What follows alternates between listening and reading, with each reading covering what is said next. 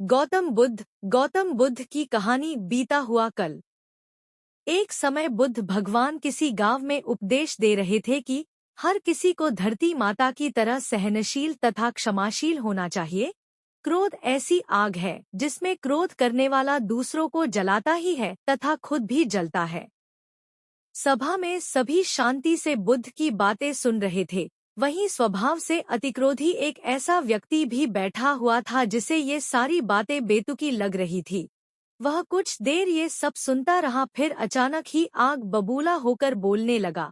तुम पाखंडी हो, बड़ी बड़ी बातें करना यही तुम्हारा काम है। तुम लोगों को भ्रमित कर रहे हो। तुम्हारी ये बातें आज के समय में कोई मायने नहीं रखती।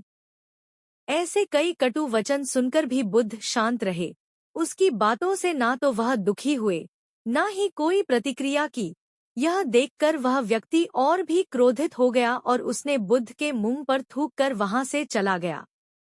अगले दिन जब उस व्यक्ति का क्रोध शांत हुआ तो वह अपने बुरे व्यवहार के कारण पछतावे करने लगा और वह बुद्ध भगवान को ढूंढते हुए उनके स्थान पर पहुंचा। लेकिन बुद्ध नहीं मिले। वह अपने शिष्यों के साथ अन्य गांव के लिए निकल चुके थे। व्यक्ति ने बुद्ध के बारे में कई लोगों से पूछा और ढूंढते ढूंढते वहीं पहुंच गया जहां बुद्ध प्रवचन दे रहे थे। उन्हें देखते ही वह उनके चरणों में गिर पड़ा और बोला, मुझे क्षमा कीजिए प्रभु। बुद्ध ने पूछा, कौन हो भाई? तुम्हें क्या हुआ है? क्यों क्षमा मांग रहे हो? उसने कहा, क्या आपने मुझे नहीं पहचाना?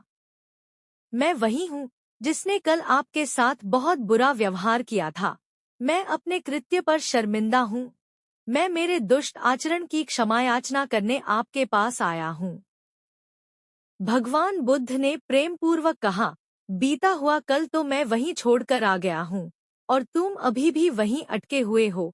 तुम्हें अपनी गलती का आभास हो गया। तुमने पश्चाताप कर लिया। तुम निर्मल हो चुके हो। अब तुम आज में प्रवेश करो। पुरानी बातें तथा बुरी घटनाएं याद करते रहने से वर्तमान और भविष्य दोनों बिगड़ते जाते हैं। बीते हुए कल के कारण आज को मत बिगाड़ो।